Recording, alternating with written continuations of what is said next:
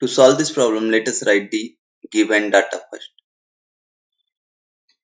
Here the value of mass is given as 17.6 kg, and I can write the expression as 20 is equal to V cos 60 degree multiplication T. So T will be equal to 20 by V cos 60 degree.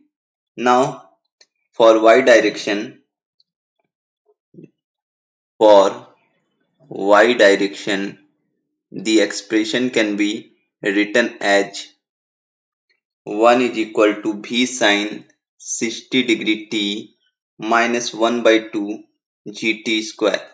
So the value of t will be equal to 20 by V cos 60 degree. On further simplification, you can write the expression as or 1 is equal